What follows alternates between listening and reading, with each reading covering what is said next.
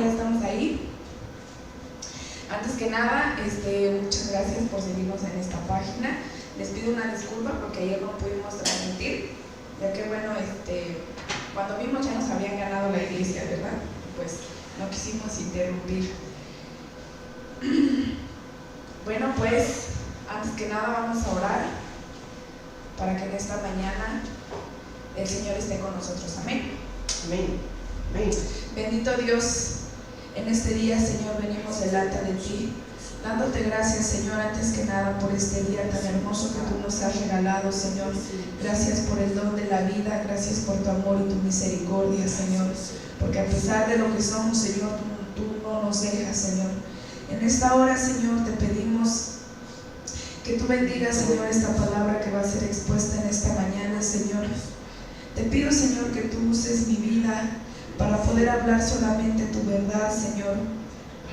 Que solamente sea yo, Señor, un vaso delante de ti, Señor. Que venga y derrame las semillas de tu palabra, Señor, en los corazones de tus hermanos, de tus hijos, que están aquí viéndonos por medio de esta página, Señor.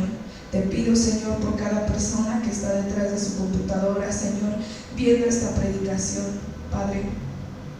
Te pido, Señor, que tú derrames estas semillas en los corazones, Señor. Tu semilla, Señor, llena de fruto y fruto en abundancia. Danos, Señor, el don de derramar estas semillas con lágrimas de gratitud, Señor. Gracias te damos, Padre, en el nombre de tu Hijo Jesús. Amén. Bueno, pues vamos a seguir con nuestro tema, las recompensas del ayuno. Amén. Estuvimos viendo acerca de cómo prepararnos para el ayuno, tanto interior como exteriormente. Habíamos visto ahí 4 puntos, que era acerca de ungir nuestra cabeza, era lavarse tanto el cuerpo como el rostro, no aparentar que ayunamos y ayunar en secreto. Amén. El día de hoy vamos a ver propósitos del ayuno. Y aquí vemos, bueno, nuestros hermanos de internet no alcanzan a ver, pero les voy a decir lo que dice. Primero tenemos una estatura, y en el primer punto vemos ayunar para la mortificación de la carne. Aquí vemos el primer punto, ayunar para la mortificación de la carne. A ver, espérenme, porque aquí lo puse al revés. En el número 2 de nuestra estatura, vemos ayunar para incrementar el poder en la oración. Ayunar para incrementar el poder en la oración. El número 3, ayunar para obtener revelación de la palabra de Dios. Amén. Ayunar para obtener revelación de la palabra de Dios. Y el número 4, ayunar para hallar reposo. Ayunar para hallar reposo. Hermanos, Dios siempre tiene en su mente propósitos y metas muy definidas para nosotros cuando nos guía a ayunar. Amén. Mientras más entendemos estos propósitos, podremos cooperar mejor en cada ayuno. Aquí es como vemos esta estatura. Vamos a estudiar el primer punto, ayunar para la mortificación de la carne. Sí, amén. Hermanos, la mortificación de nuestra carne corrupta es el primero y más grande de los propósitos de Dios cuando nos lleva a un tiempo de ayuno. La palabra mortificar significa matar, destruir, castigar, humillar y controlar. Se los voy a repetir nuevamente. La palabra mortificar significa matar, destruir, castigar, humillar y controlar. Dios nos guía a ayunar, hermanos, porque sabe que esta es la forma de humillar y de matar nuestra carne y traerla bajo el control del hombre espiritual. De hecho, hermanos, algunas personas que ya han ayunado por primera vez han podido sentir las experiencias fuertes acerca del ayuno. Hay personas, hermanos, que cuando empiezan a ayunar, empiezan a sentir como si se fueran a morir, ¿verdad?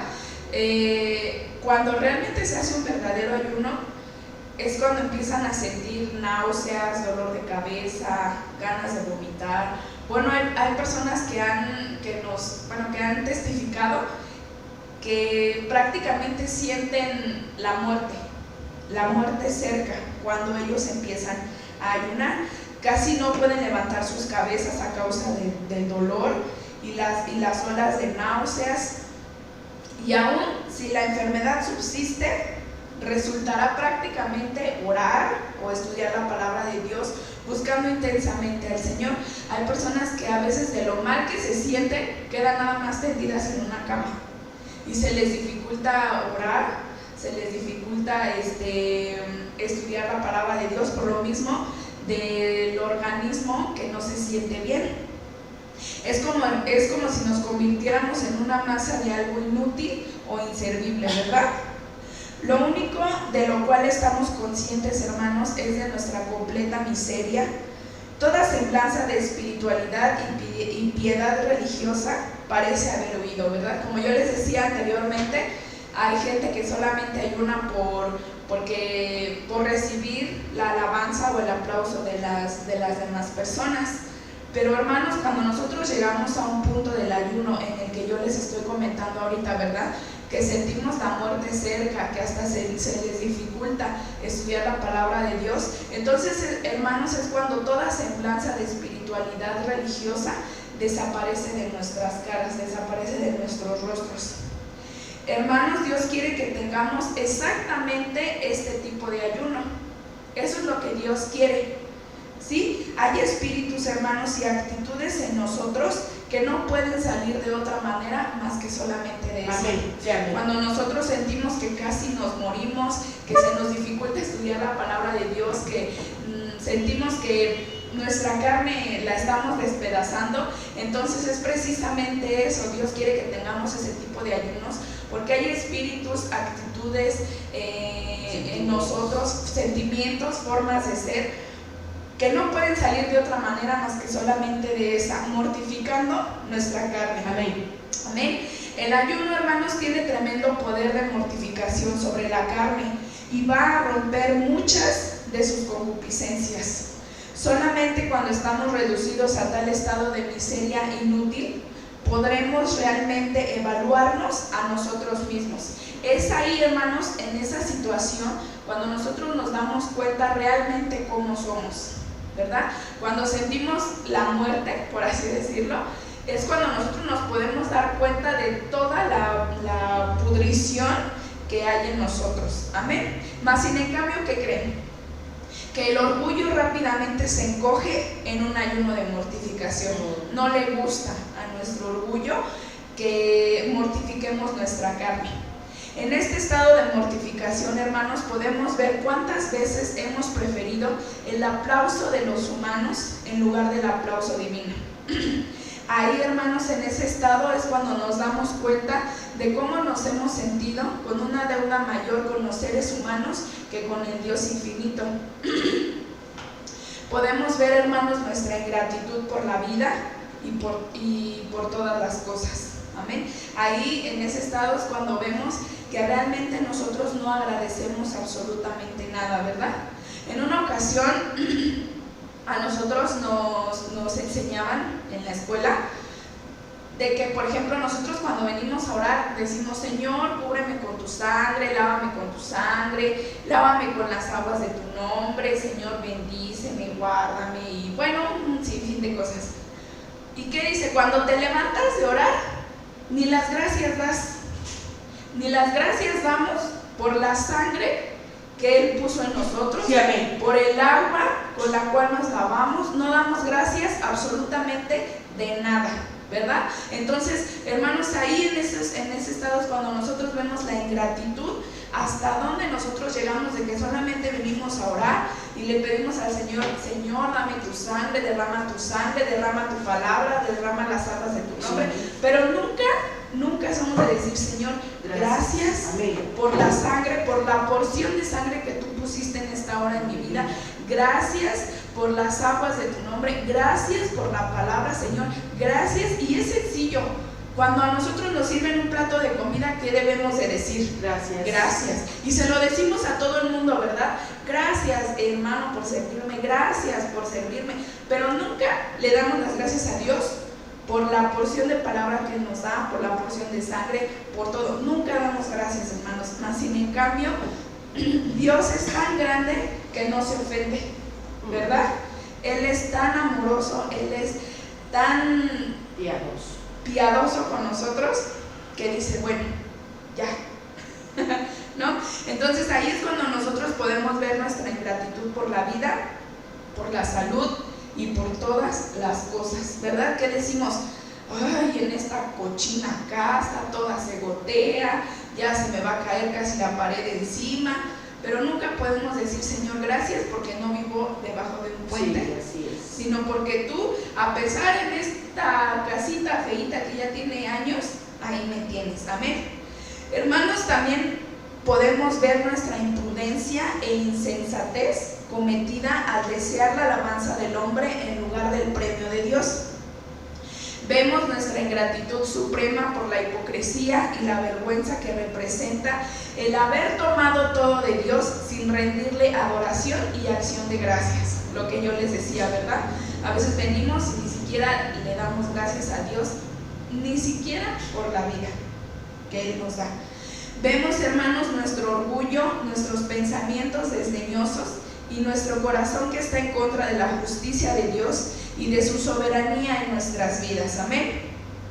Nosotros, hermanos, podemos manifestar estos pensamientos y actitudes en diversas formas de murmuración y quejas por las circunstancias y situaciones por las cuales cruzan nuestra vida. El buscar, hermanos, los deseos de la carne como nuestra meta y modelo en lugar de la estatura del Señor Jesucristo trae como resultado la desmoralización y degradación.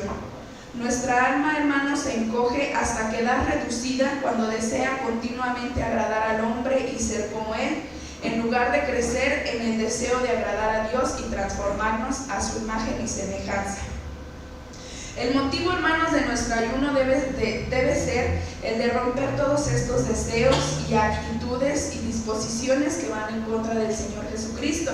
Por eso yo les comentaba el martes de que nosotros debemos de buscar primeramente también por qué ayunamos o cuando Dios nos lleva a un verdadero ayuno. Así es que el ayuno, hermanos, no precisamente es porque voy a ayunar porque ya me quedé sin empleo, voy a ayunar por esto, voy a ayunar por el otro. También implica en esos asuntos, pero lo primordial o lo principal de nuestro ayuno, hermanos, debe de ser para romper todas actitudes, todos sentimientos, toda rebeldía, toda disposición que va en contra del Señor Jesucristo. Amén. A los cristianos, hermanos, les hace falta entendimiento acerca del ayuno de mortificación, y el diablo toma ventajas de esta ignorancia y dice: ¿qué provecho hay en este ayuno para ti? Cuando nosotros, ven que al principio yo les dije, hay personas que se sienten mal, que sienten casi que se van a morir. Entonces, ¿qué es lo primero que viene el diablo a decirnos? ¿Qué provecho hay en este ayuno para ti? Si mírate cómo estás, mírate cómo te sientes, ¿tú crees que en esa situación que estás vas a agradar a Dios? No, porque Dios quiere que siempre estés danzando, brincando, alabando, y mírate cómo estás ahí tirado en una cama por estar ayunando, por estar haciendo tus cosas, ¿no? Ni siquiera puedes orar ni leer tu Biblia. Estás peor que cuando empezaste a ayunar. Y empieza: si esto fuera de Dios, no estarías sintiéndote tan mal, ¿eh? Si esto fuera de Dios, no estarías ahí tirado en una cama sintiendo casi que te duele la cabeza. Que te duele la cabeza, mírate cómo te sientes, ¿eh? Si no estuvieras ayunando, estuvieras ahorita bien. Muy bien. A menos que nuestras mentes, hermanos, como lo veíamos anteriormente, que decíamos, unge tu cabeza. Hay personas que dicen, no, pero yo tengo que ungir mi panza porque es la que más problema me provoca. Pero ¿qué decíamos? No es cierto. Es nuestra mente, nuestros pensamientos. Por eso decíamos, unge tu cabeza. Cuando vayas a ayunar, unge tu cabeza. ¿Para qué? Satanás no venga. Para que Satanás no venga con pensamientos de mírate cómo estás, mírate, estás bien flaquita y luego ayunando te vas a romper, mira cómo te sientes, mira el dolor de cabeza que te provoca, estás trabajando, no puedes, ¿verdad? Entonces, ¿qué decíamos? Unge tu cabeza para que en esa mente, en tu cabeza, no haya pensamientos, no haya espacio para los pensamientos de Satanás. Amén. Entonces, hermanos, el diablo siempre va a buscar la manera de convencernos para romper nuestro ayuno prematuramente. Y si esto sucede, hermanos, habremos perdido el propósito espiritual del ayuno, ¿sí? Que es mortificar y matar una porción de nuestra naturaleza carnal con sus deseos engañosos. Cuando nosotros nos estamos sintiendo bien mal y decimos, no, sí, tienes razón, Dios, esto no es de ti, ¿verdad? Porque hasta eso ni sabemos diferenciar la voz de nuestro Señor, ni sabemos nada, ¿verdad? Entonces, ¿qué decimos? No, sí, mejor, no, es que me estoy sintiendo bien mal, mejor ya voy a comer, sí. Mejor no ayuno, ¿verdad? Entonces, al momento que nosotros, hermanos, rompemos nuestro ayuno prematuramente, estamos rompiendo el lado espiritual, estamos truncando lo que Dios estaba haciendo en nuestras vidas, que era mortificar nuestra carne. ¿Qué decíamos que era la palabra mortificar? Matar, destruir, humillar, controlar. Amén. Entonces, hermanos, el sufrimiento experimentado durante un ayuno no se debe totalmente al hambre física. La porción más grande de este sufrimiento es resultado de que el proceso de mortificación espiritual ha empezado, acompañado de la muerte. Así, hermanos, que el sufrimiento que ustedes pasan cuando están durante un ayuno no exactamente es por el hambre. Satanás nos hace creer que es por el alimento natural, físico. Y al menos, bueno, yo les voy a testificar que creo que esto es cierto, porque la vez que estuve en el hospital, como ¿cuántos días estuve? Creo como 5 días, no me dieron de comer nada, absolutamente nada, ni una gelatina, ni jugo, nada. Como me estuvieron haciendo estudios, no me dieron de comer nada. No te sentías mal. Y les voy a decir una cosa, yo no me sentía mal. O sea, yo así, normal, de repente les preguntaba a las enfermeras, oiga, ¿y no puedo comer? No puedes comer. Ah, gracias. Ya me quedaba. Y no había pensamiento. Y no había pensamiento de, híjole, me voy a morir. No, doctora, déme de comer porque me voy a morir, ¿verdad? Eso es una total mentira lo que Satanás nos hace creer durante el ayuno, que nos vamos a morir si no comemos. No es cierto, estamos tan gorditos que tenemos un montón de fuerza para ayunar hasta 2 meses si queremos, ¿verdad? Mas sin en cambio, hermanos, la porción más grande de este sufrimiento es porque nuestra carne está siendo mortificada, porque nuestra carne está siendo destruida, porque nuestra carne está siendo controlada, y no controlada por nosotros, sino por Dios. Amén. Prueba de esto, hermanos, es que en cuanto dejamos de ayunar y tomamos el vaso de leche con las galletitas, luego sentimos la energía. ¿Cómo puede ser esto posible? A veces hasta nosotros nos engañamos a nosotros mismos, ¿verdad? En cuanto ya decimos, ya, denme de comer algo porque me estoy muriendo. Y en cuanto nos acercan una galletita chiquita de este tamañito, ya sentí la energía, ahora sí ya puedo ir a lavar y hacer qué hacer, ¿verdad? No es cierto, hermanos, no es cierto. Es simplemente porque hemos cortado la mortificación que Dios le estaba dando a nuestra carne. Ahora sí, en pocas palabras, estamos cortando la paliza que Dios le estaba dando a nuestra carne, ¿verdad? Es algo espiritual. Hermanos, el ayuno es algo espiritual. Podría decir que es una guerra espiritual de nosotros con nuestra carne, de Dios con nuestra carne. Amén. Esta sensación, hermanos, de recuperar las fuerzas realmente ocurre antes de que hayamos tenido tiempo de digerir los alimentos. Fíjese, cuando usted ya sabe que ya va a comer, luego recupera las fuerzas.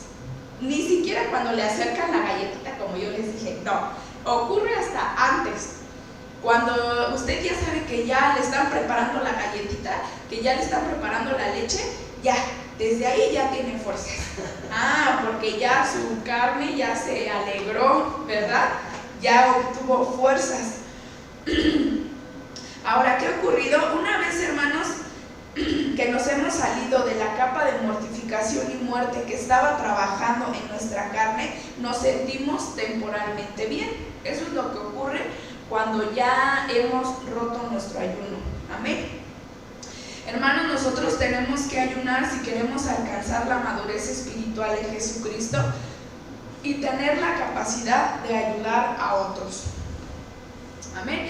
Ahorita, hermanos, vamos a estudiar acerca de la importancia que tiene el ayuno y no nos vamos a separar del punto número 1 que dice ayunar para la mortificación de la carne. Amén. Vamos al libro de Mateo 17.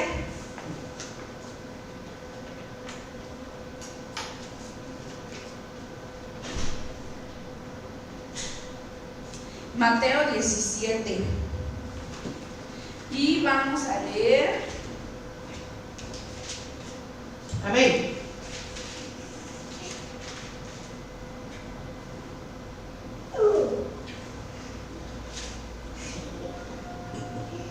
Vamos a leer del 14 al 21.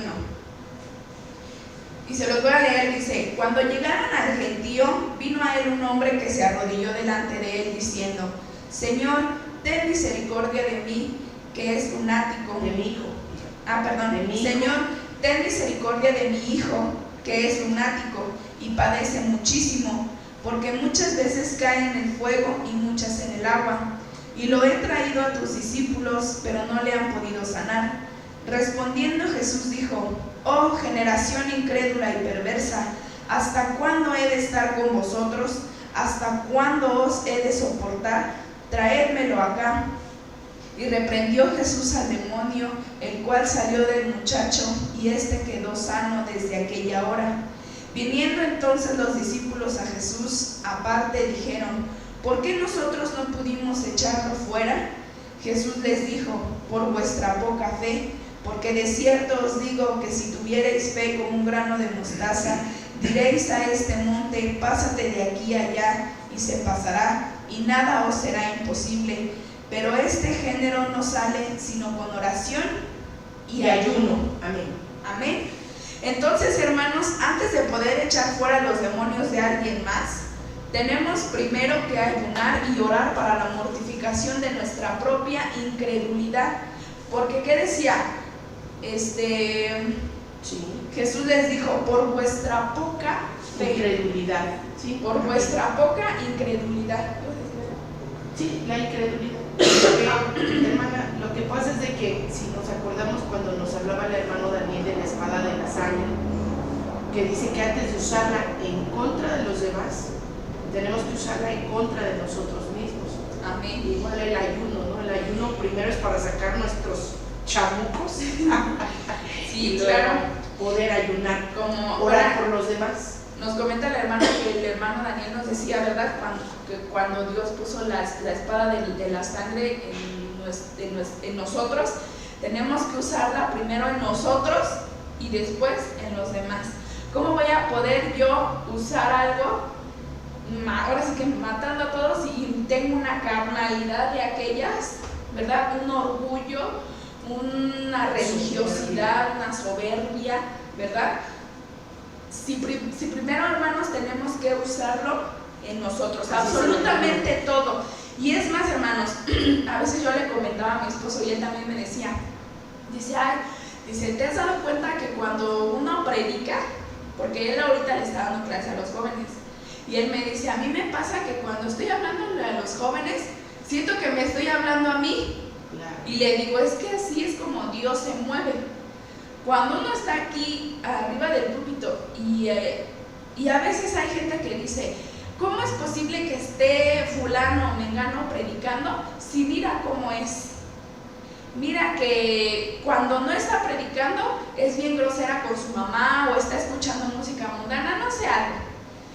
Y a veces yo digo, bueno, es cierto, ¿no? Es cierto lo que la gente puede decir, pero por otro lado, cuando uno toma el lugar aquí en el púlpito, hermanos, Dios no predica primero para toda la gente que está allá abajo, ¿no es cierto? Primero, aquí es donde Dios nos habla a nosotros mismos y después le habla a las demás personas. Así es el mover de Dios absolutamente en todo, y ahorita lo estamos viendo en el ayuno.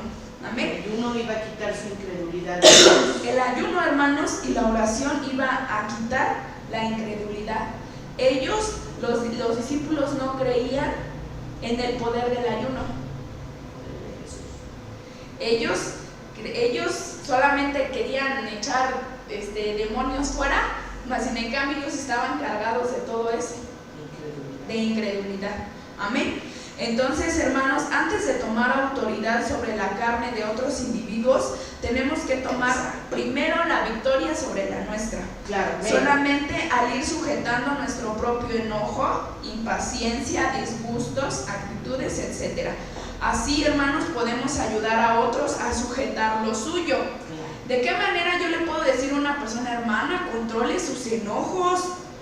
Si a mí no pueden decirme cualquier cosita porque ¿verdad? Entonces aplica a que primero tenemos que ser nosotros, trabajar con nosotros y después con las demás personas. Amén.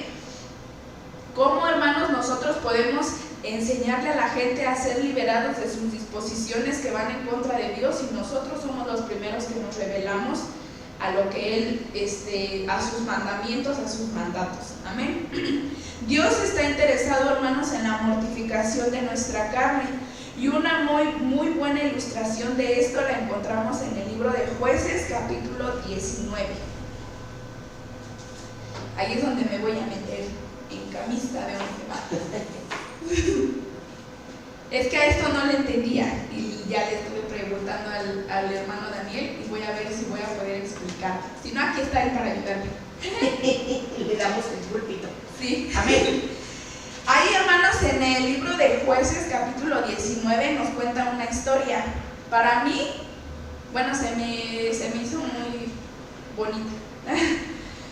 Habla acerca, hermanos, de un levita que andaba con su concubina. Dice que la concubina le fue infiel y se fue ella a casa de su padre. Entonces dice que el levita fue a buscarla. Entonces se quedó unos días en la casa de su suegro y ya después él se la llevó, ¿no? Entonces dice que en el camino les agarró la noche y pasaron por la ciudad de Gabá. En Gabá estaban todos los hijos de Benjamín. Entonces dice que se le acercó una persona y le dijo que se fuera a quedar a su casa. Entonces en esos tiempos era, por así decirlo, como una ley el cuidar al huésped, a la persona que usted hospedaba en su casa. Entonces dice que llegaron los hijos de Belial, que son los hijos de Satanás. Dice que llegaron a la casa de la persona que le había dado asilo y le dijo, danos al hombre que tienes allá adentro. Entonces dice que la persona que dio asilo no quiso darles al levita. Y entonces dice que se llevaron a su concubina. Se la llevaron los hombres estos malvados y dice que la violaron. Hicieron atrocidades con la concubina y dice que la regresaron ya muerta. la regresaron en la puerta del hombre pusieron ahí el cuerpo de la concubina. Entonces dice que al siguiente día el levita pues ve ahí a la mujer y se la lleva a su casa, y dice que la cortó en 12 pedazos y mandó cada parte a las 12 tribus de Israel como testimonio de lo que habían hecho los hijos de Benjamín, lo que habían hecho los hijos de Belial, de Satanás. Entonces, hasta ahí está esta historia en Jueces 19. Y dice que el pueblo de Israel, se molestó mucho por lo que habían hecho los hijos de Benjamín. Ajá. Entonces aquí entra algo bien, para mí muy bonito.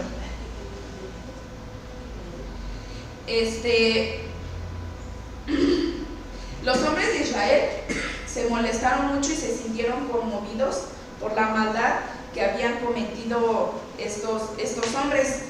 Sin embargo, cuando ellos requirieron que estos hombres les fueran entregados para recibir su castigo, los hijos de Benjamín rehusaron y determinaron protegerlos. O sea que todos ellos eran iguales, por así decirlo, porque protegieron la maldad que habían hecho. Consecuentemente, el resto de los israelitas fueron al sumo sacerdote, quien tenía el pectoral del Urim y Tumim, para poder conocer la mente y la voluntad de Dios en este asunto. Y lo vemos en el mismo libro de Jueces 20,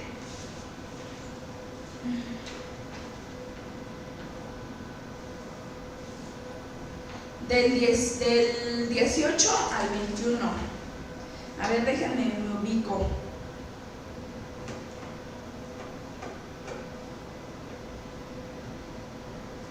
Uh-huh. 18 dice: luego se levantaron los hijos de Israel y subieron a la casa de Dios y consultaron a Dios diciendo: ¿quién subirá de nosotros el primero en la guerra contra los hijos de Benjamín? Y Jehová respondió: Judá será el primero. Bueno, vamos a leer y ya vamos explicando, ¿sale? Se levantaron pues los hijos de Israel por la mañana contra Gabá, y salieron los hijos de Israel a combatir contra Benjamín, y los varones de Israel ordenaron la batalla contra ellos junto a Gabá. Saliendo entonces de Gabá los hijos de Benjamín, derribaron por tierra aquel día 22,000 hombres de los hijos de Israel. ¿Qué pasó ahí? Que ellos fueron y le preguntaron a Dios: ¿quién subirá de nosotros el primero en la guerra contra los hijos de Benjamín? Y dice que Jehová respondió: Judá será el primero. Y luego fueron a pelear. Ese fue el primer día, vamos a verlo por días. Fue el primer día. Ellos dijeron: no, pues nos vamos a agarrar con todos los de Benjamín, ¿no? Nos vamos a ir a pelear contra ellos. ¿Y qué dicen? Fueron y le preguntaron a Dios: Señor, ¿pero quién de nosotros va a pelear primero? Y Jehová dijo: Judá será el primero. Entonces dice que dijeron: bueno, órale, con una cara de felicidad, yo me imagino, ¿no? Entonces ellos fueron y resulta que ganó Benjamín, ¿no? Los de Benjamín les dieron una paliza al pueblo de Israel. Entonces ahí, ¿qué fue lo que pasó? Derribaron, dice, 22,000 hombres de los hijos de Israel. Derribaron, 22,000 hombres de los hijos de Israel. Bueno, hermanos, a causa de su ignorancia, Israel falló al no humillarse completamente ante el Señor Dios. ¿Por qué, hermanos? Porque ellos preguntaron: ¿quién debía subir y pelear? Ellos preguntaron el quién. Eso ténganlo muy presente. El quién. ¿Quién tiene que ir a pelear? ¿Quién será el primero en ir? Y dice: preguntaron quién debía subir y pelear, mas nunca buscaron el plan maestro de Dios de cómo debía ser peleada la batalla. Ellos solamente dijeron quién, pero no dijeron cómo. Amén. Hermana Bere, ahí quiero aportar algo. Tendría entonces que ser cómo debo de ir preparado yo para poder ir a vencer, ¿no? Digo, a la mejor también. Podría aplicar como lo que decíamos primero. ¿Cómo debo de ir preparado? ¿Cómo debo de ir enlistado, preparado? Por ejemplo, el hermano Daniel nos ha ungido, ha orado por nosotros, nos ha dado una espada, ¿no? Bueno, no meramente él, sino Dios. Amén. Entonces, ya con esa condición, ¿verdad? Con esa armadura, pues entonces ya puedo ir a pelear, ¿no? Pero pues... No, pues sí entra ahí, porque más adelante vamos a ver qué era lo que Dios quería hacer primero con ellos. Claro. Entonces ahí aplica lo que decíamos anteriormente. Primero es yo, ¿cómo voy a ir yo también a pelear y cómo voy a hacer una batalla? Y después con ellos. Claro. ¿No? Entonces, hermanos, Israel tan solo tomó el quién de Dios y lo unió a su propio plan del cómo. Por lo tanto, bueno, ahí entra eso porque dice que ellos fueron y preguntaron quién, pero unieron su cómo carnal. ¿Sí? Es como, por ejemplo, a ver qué ejemplo podríamos poner ahí. Es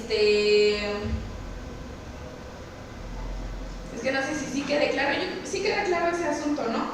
Ellos fueron y le preguntaron a Dios quién, pero ellos ya tenían su cómo hacerlo.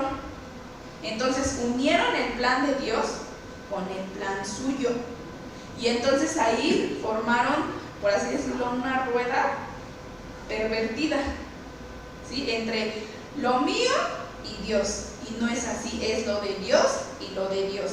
El plan maestro de Dios y el plan maestro de Dios tienen que ir unidos. Es que es lo que te digo, hermana Bere, es como decir, vamos a orar por X causa o X situación, pero entonces yo pienso, digo, no, pues tenemos que hacer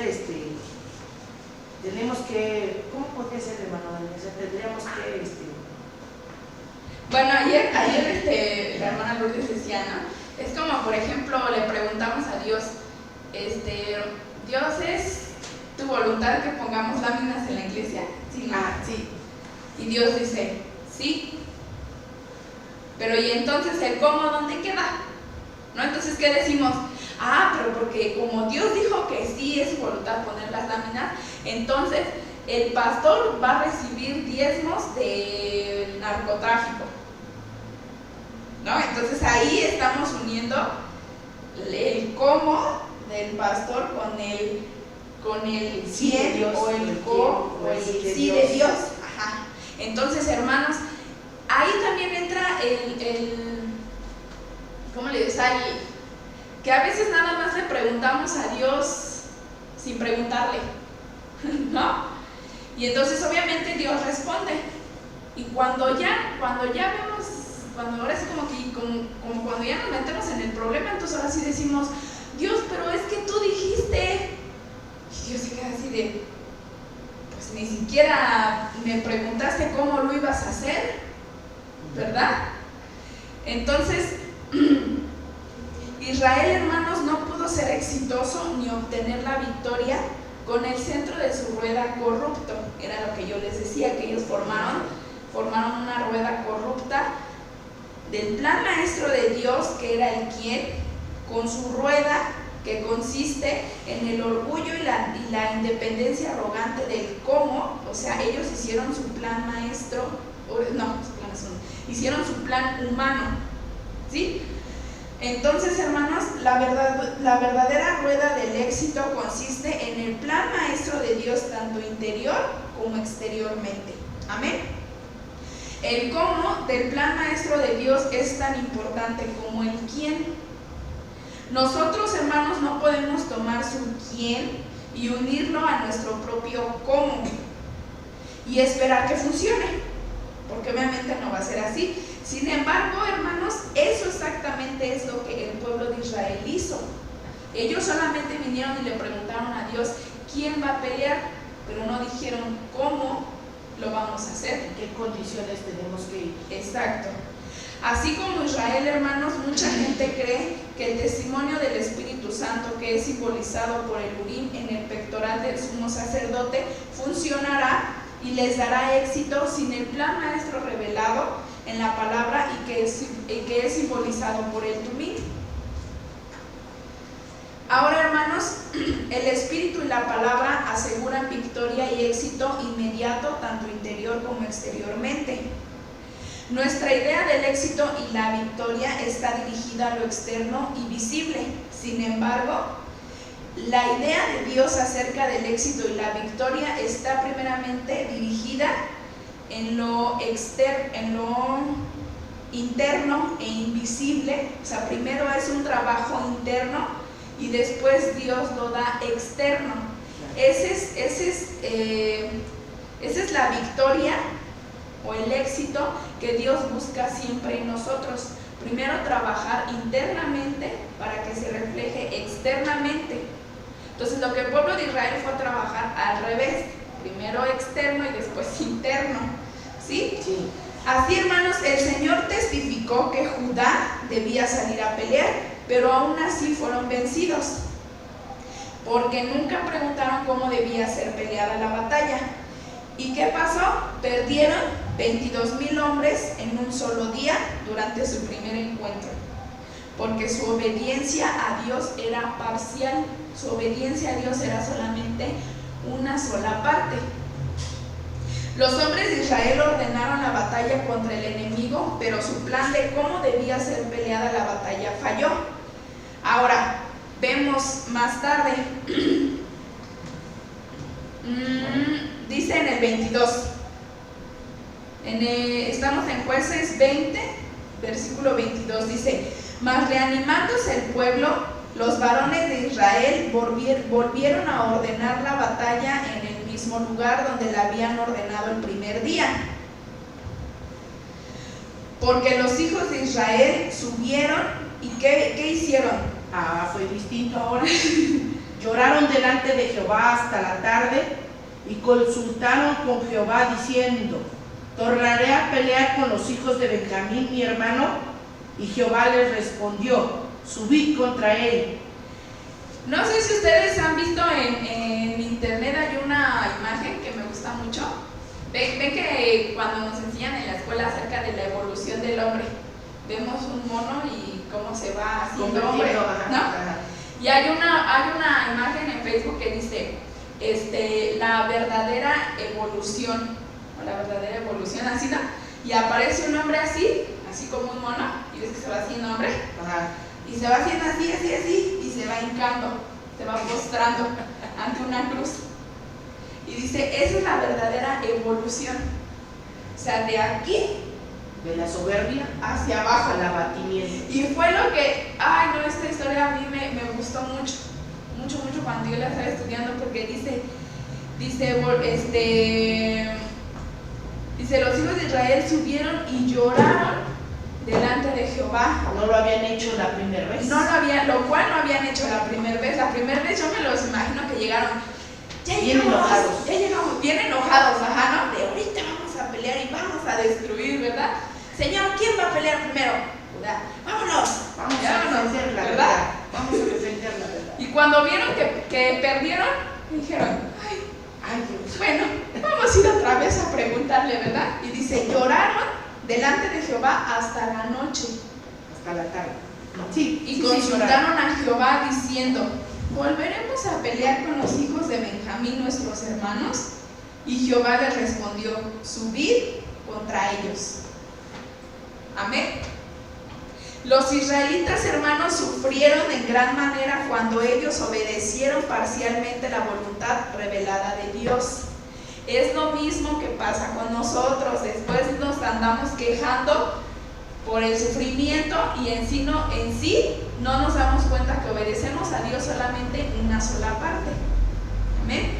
Entonces dice que ellos sufrieron en gran manera Cuando ellos obedecieron parcialmente la voluntad revelada de Dios, sufrimos descalabros, sí. Pero no estaba perdido.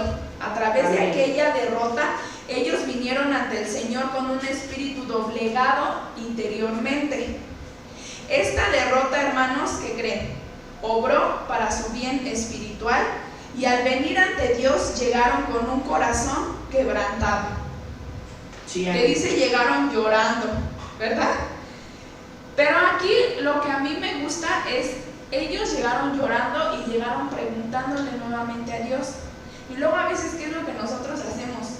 Nos enojamos, ¿verdad? Y nada más decimos, Dios ni me oye, Dios ni me escucha. ¿Para qué voy a venir otra vez y estar orando? Y ahí está uno en cada hora se entera. Si ni siquiera obtiene uno la victoria, ¿verdad? ¿Y qué dice? Ellos vinieron con un corazón doblegado, vinieron humillados, preguntando otra vez. Pero decíamos, ¿cómo dijo? No lo suficiente. Pero no lo suficiente, porque ahorita vamos más adelante. Sin embargo, hermanos, el quebrantamiento de Israel no fue suficientemente grande como para romper su propio plan para obtener la victoria.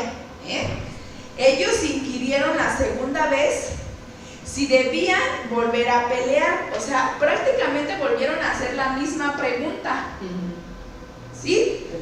Dice, ellos inquirieron la segunda vez si debían volver a pelear, y Dios dijo, subid contra él. Y por segunda vez ellos mismos ordenaron la batalla de acuerdo a su propio plan de cómo debía ser peleada. Así que prácticamente volvieron a hacer la misma pregunta. ¿Quién? Prácticamente. Y entonces dice Dios, subid contra él. Dice, esto, hermanos, es lo que Dios quiere que todos que hagamos todos nosotros, que tengamos un corazón contrito.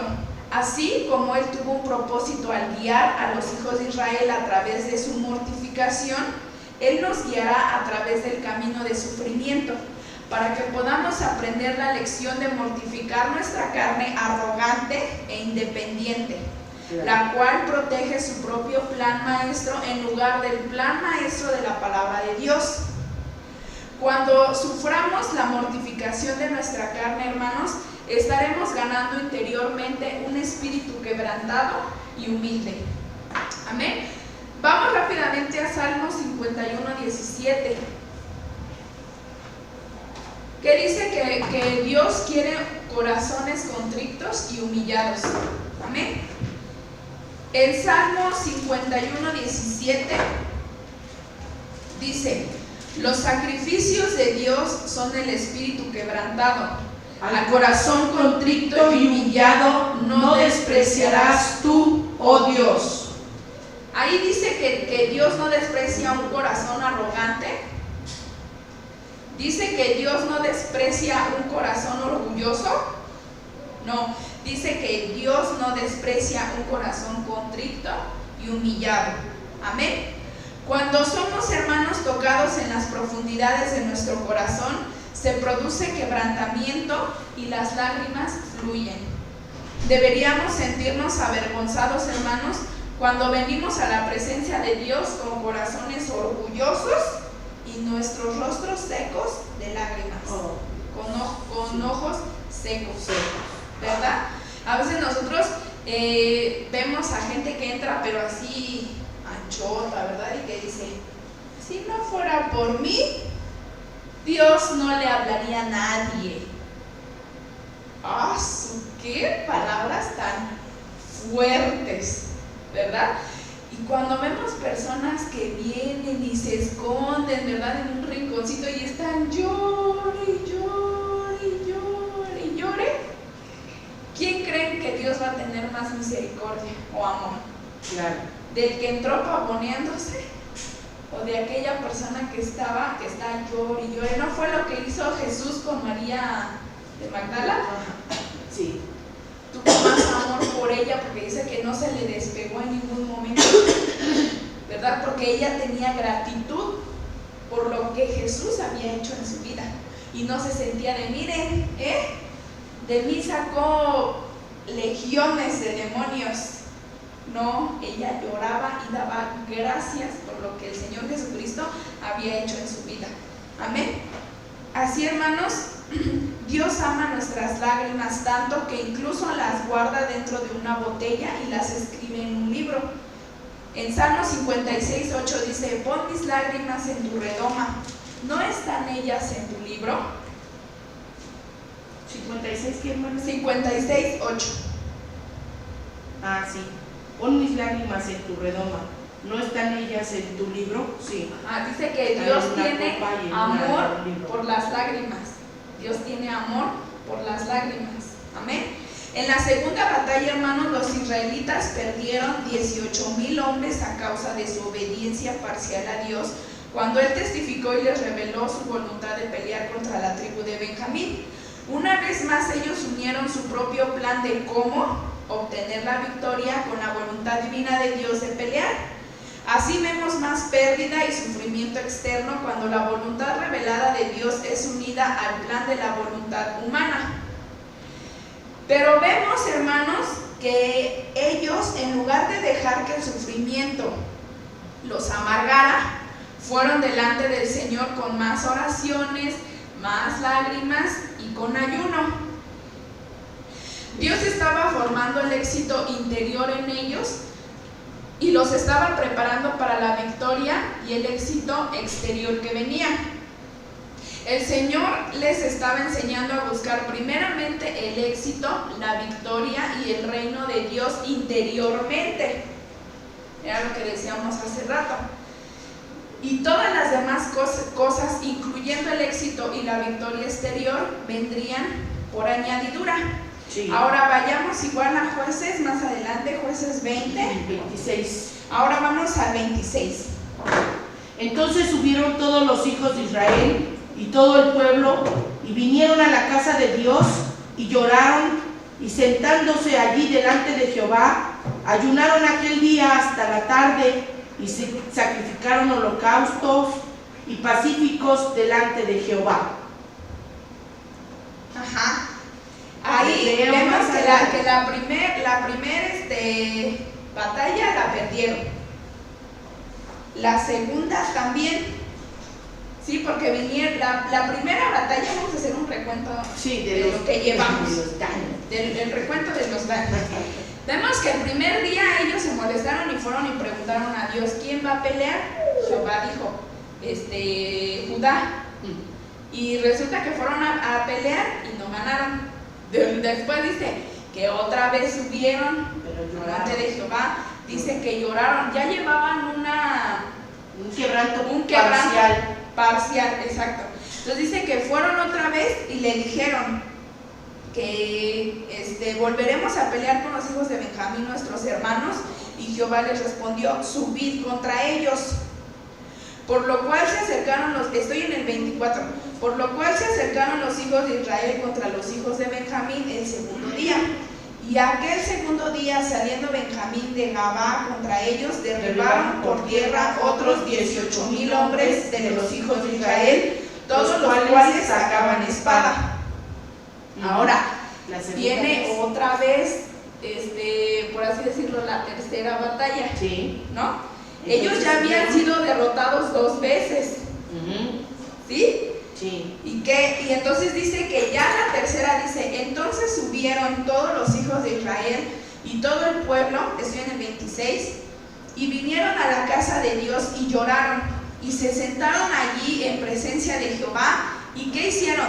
Ayunaron aquel día hasta la tarde y ofrecieron holocaustos y ofrendas de paz delante de Jehová. Dice en el 27: y los hijos de Israel preguntaron a Jehová, porque el arca del pacto de Dios estaba allí en aquellos días. Y Fines, hijo de Eleazar, hijo de Aarón, ministraba delante de ella en aquellos días. Aquí entre paréntesis en la palabra de Dios nos está diciendo que ellos tenían el arca del pacto. ¿Sí? Bueno, dice: ofrecieron holocaustos y ofrendas de paz delante de Jehová y dijeron: ¿volveremos aún a salir contra los hijos de Benjamín, nuestros hermanos, para pelear, o desistiremos?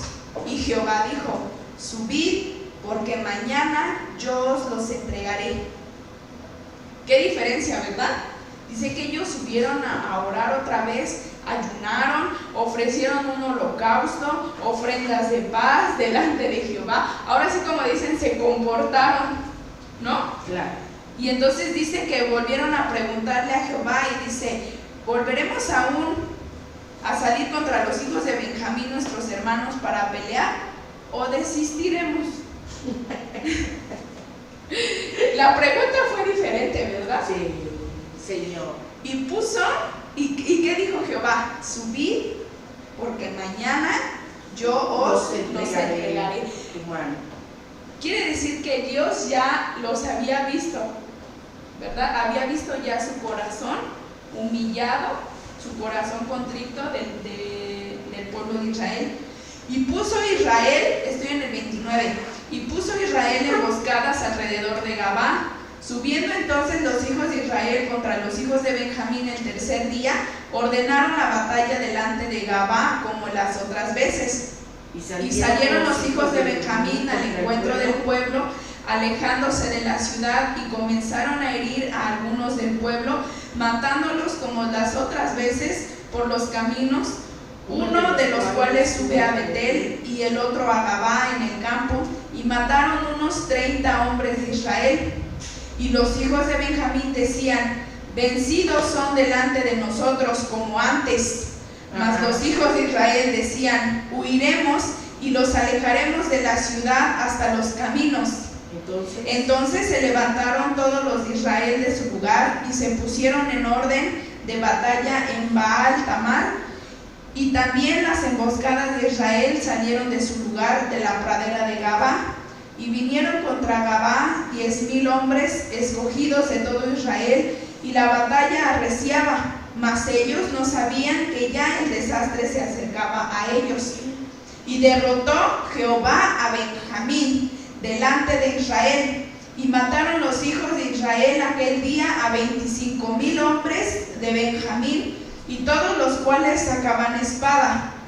Y vieron los hijos de Benjamín que eran derrotados, y los hijos de Israel se dieron campo a Benjamín, porque estaban confiados en las emboscadas que habían puesto detrás de Gabá. Y los hombres de las emboscadas acometieron prontamente a Gabá, y avanzaron e hirieron a filo de espada a toda la ciudad. Y era la señal concertada entre los hombres de Israel y las emboscadas, que hiciesen subir una gran humadera de la ciudad. Luego pues que los de Israel retrocedieron en la batalla. Ahí dice que ellos habían ofrecido un holocausto, ¿sí? Entonces dice que la humadera hizo que ellos retrocedieran. Dice: luego pues que los hijos de Israel retrocedieron en la batalla, los de Benjamín comenzaron a herir y matar a la gente de Israel como 30 hombres, y ya decían: ciertamente ellos han caído delante de nosotros como en la primera batalla. O sea que todavía los hijos de Benjamín cantaban victoria. ¿Sí? Ya está cantando. Mas cuando la columna de humo comenzó a subir de la ciudad, los de Benjamín miraron hacia atrás, y he aquí que el humo de la ciudad subía al cielo.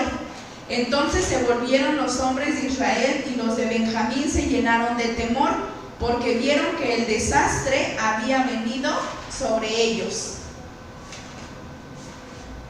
Bueno, ya más adelante sigue explicando. Es que está muy bonito.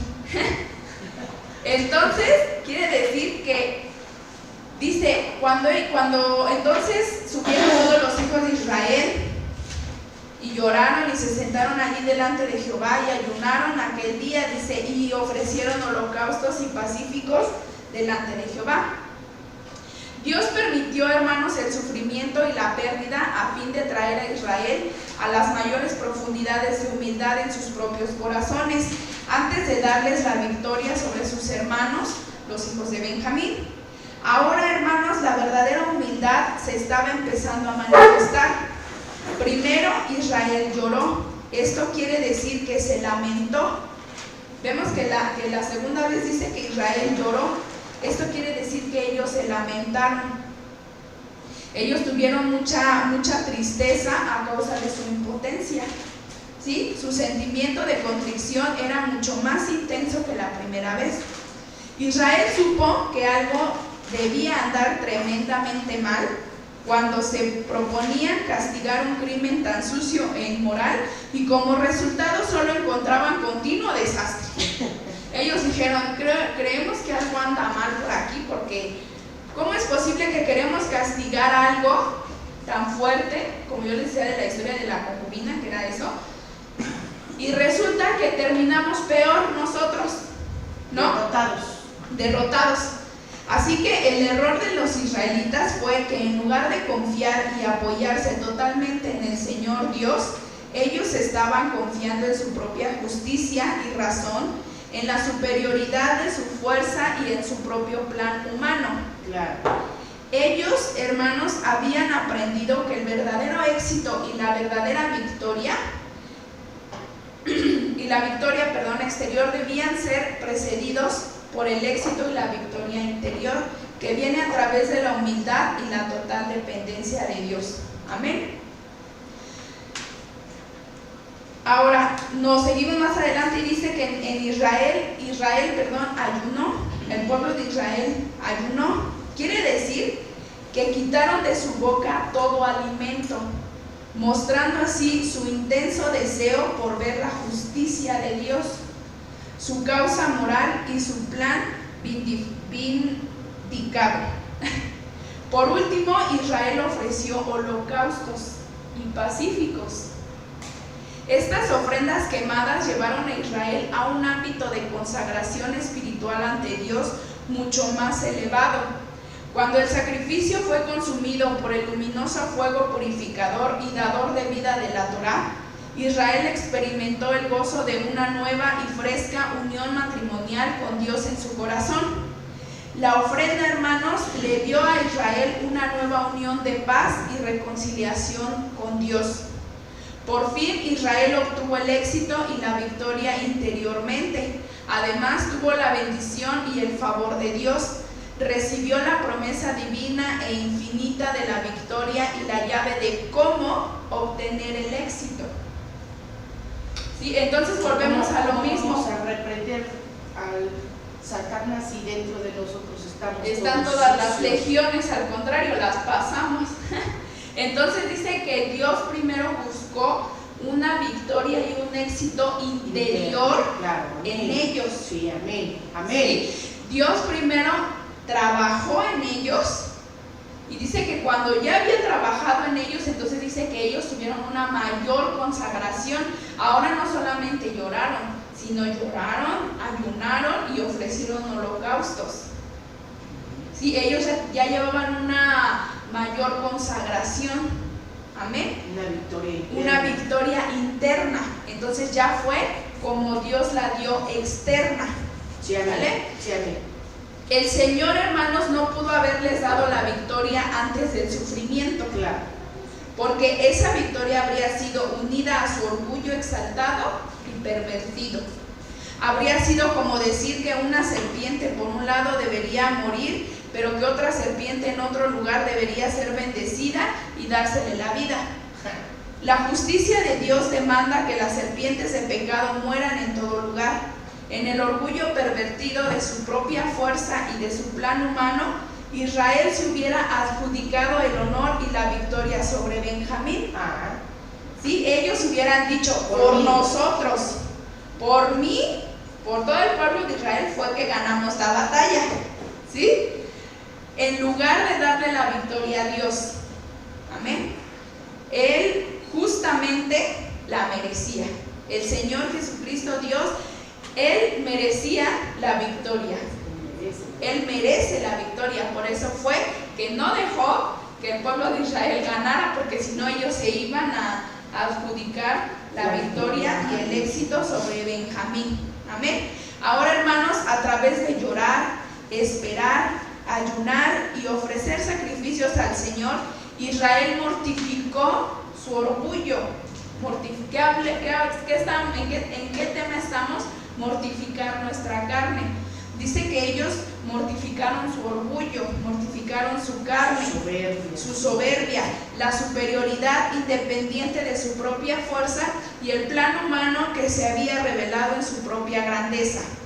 Entonces, a través de la mortificación llegó la victoria. Amén. Amén. Es lo mismo que Dios pide para nosotros. Mortifica tu carne en el ayuno. ¿Para qué? Para que tengas victoria. Victoria espiritual. Amén. Ay, bueno, ya casi termino. Que ya ni sé cuánto tiempo llevo. Ya estoy como el pastor que... bueno, 1 hora con 5 minutos. Es válido, porque el hermano Daniel predica hasta 3-4 horas. Así que a mí me falta mucho.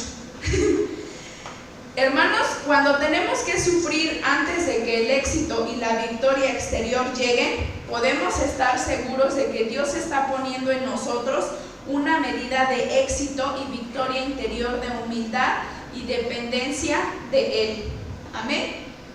La tercera vez que consultaron los hijos de Israel a Jehová, se les ordenó salir a la batalla.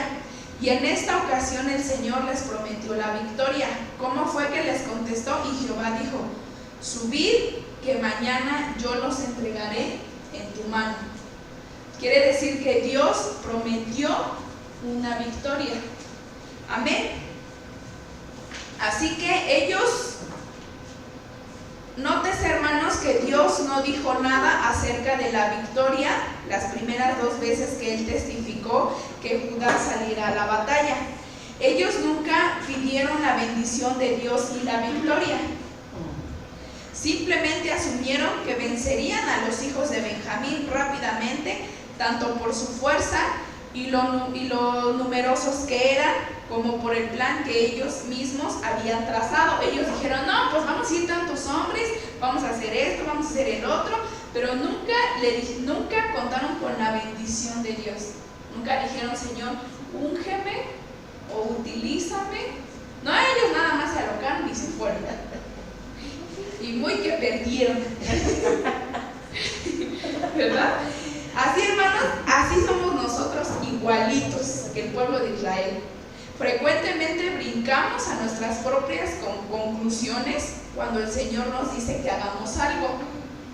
Dios nos dice, un ejemplo: vas a ir a servir. Y ni siquiera sabemos a dónde, ni cómo, ni con qué armadura, nada, no sabemos nada más. Cuando ya estamos ahí, decimos: Señor, pero tú me dijiste que yo iba a venir a servir. ¿Qué dice Dios? Pues sí, pero ni siquiera me preguntaste a dónde tenías que ir, qué tenías que hacer, cómo tenías que hacerlo, nada. Entonces, hermanos, nosotros brincamos de un lado a otro en nuestras propias conclusiones y a través de nuestro orgullo y nuestra propia fuerza unimos el plan divino de Dios a nuestro plan humano. Asumimos que habrá éxito y victoria, pero debemos recordar que el éxito y la victoria exterior, esto es en lo natural, siempre viene después del éxito y la victoria del corazón, donde se produce humildad y una dependencia total del Señor. Entonces, hermanos, podemos esperar resultados inmediatos al hacer la voluntad completa de Dios. Hermanos, Dios no le dio la promesa de la victoria a Israel hasta que cumplieron con las condiciones del éxito y victoria interior por medio de la mortificación de su arrogante independencia carnal a través de ayunos y oraciones. Amén. Bueno, pues entonces hasta ahí lo vamos a dejar. Sin antes esperar que esta pequeña predicación haya sido de bendición, ¿verdad? Aprendimos que debemos de mortificar nuestra carne y que realmente, hermanos, somos iguales que el pueblo de Israel. Cuando ayunamos, solamente queremos la victoria exterior. Queremos que la gente nos aplauda nuestra victoria por haber ayunado 5 días, ¿no? Y nunca buscamos la victoria interior, el trabajo que Dios hace en nosotros. Ahora, ¿qué debemos de hacer? Mortificar nuestra carne. Decíamos que el pueblo de Israel oró, ayunó. Dice que ellos se quitaron todo alimento para ir preparados a la batalla. Ahora, nosotros, hermanos, ¿cómo Dios nos ha llamado últimamente? Guerreros de la sangre. ¿Y ustedes creen, hermanos, que si nosotros vamos a ir a luchar, tenemos que unir nuestra propia voluntad con la de Dios? No, tenemos que venir con corazones humillados, contritos, tenemos que ayunar, tenemos que orar, tenemos que estudiar la palabra de Dios, tenemos que ser guerreros, ¿verdad? Para salir a la batalla, si no, como decía el pastor la otra vez, ¿verdad? Van a venir los demonios a despedazarnos y nosotros, Señor, tengo miedo, ¿verdad? Es que mira, me está haciendo esto, me enseñó sus dientotes, ¿verdad? Cosas que salen con el ayuno, dice. ¿Y qué decíamos al principio? Esto sale con ayuno y oración. Amén. Bueno, entonces vamos a orar y nos vemos, si Dios quiere, el día martes a las 8:30 aproximadamente. Abrimos nuestra página. Amén. 8:30, sí, porque yo predico 8:30 y el pastor a las 8. Es que yo me quedo media hora durmiendo. Bueno, hay que mortificar, ¿verdad?, esta carne que nos pide dormir más. Bueno, vamos a orar. Señor Jesús, en esta hora, Señor, venimos delante de ti, Señor, dándote gracias por la porción de palabra que tú has puesto en esta hora, Señor, en nuestras vidas. Te pedimos, Señor, que tú hagas una victoria, primeramente, Señor, en nuestra parte interna, para que se refleje, Señor, el día de mañana en lo externo. Gracias, Señor, por lo que tú nos has enseñado en esta hora. Ayúdanos, Señor, a no ser como el pueblo de Israel, por una parte, y por otra parte, Señor, ayúdanos también a ser como ellos, que no se enojaron, que no se molestaron, Señor, por la derrota contra el pueblo de Benjamín, Señor. Ayúdanos, Señor, porque a veces nosotros somos tan orgullosos, tan soberbios delante de ti, Señor, que cuando tú no nos das la victoria en algo, Señor, solamente lo que hacemos es reclamarte, es venir, Señor, con enojo, con ira delante de ti, Señor, y venir a reclamarte, en vez de que seamos como el pueblo de Israel, quienes vinieron, lloraron delante de ti, Señor, ayunaron, ofrecieron holocaustos delante de ti, Señor. Qué hermoso sería si todos nosotros fuéramos así, que cuando tú no nos das algo, vengamos con corazones humillados y contritos delante de ti, Señor. Ayúdanos a pelear primeramente en nuestro lado interno. Ayúdanos, Señor, primeramente a tener una victoria con nosotros mismos, para que después la podamos tener para las demás personas, Señor. Que cada uno de nosotros seamos como testimonio de lo que tú haces en nuestras vidas, de que realmente tú eres un Dios amoroso, consolador y divino, Señor. Gracias, Señor, por esta palabra que tú nos diste. Gracias porque trabajas con cada uno de nosotros, Señor. Te pido por nuestros hermanos que estuvieron siguiendo esta página, Señor, esta predicación. Te ruego que tú los bendigas, Señor, que toques sus corazones. Que tú, Señor, hayas hablado. Gracias por hablar primeramente a mi vida, Señor. Y gracias porque sé que tú has hablado a las personas que están aquí, que nos siguen, Señor, a través de esta página, Señor. Guárdanos a todos, Señor, bendícenos. Y gracias, Señor, gracias por tu palabra. Gracias por tu pan espiritual. Gracias por tu sangre, Señor. Gracias por todas las cosas que rodean nuestra vida. Gracias por la enfermedad. Gracias por la salud, Señor. Ayúdanos a tener, Señor, gratitud para contigo, Señor. Gracias porque tú eres bueno, santo y justo, Señor.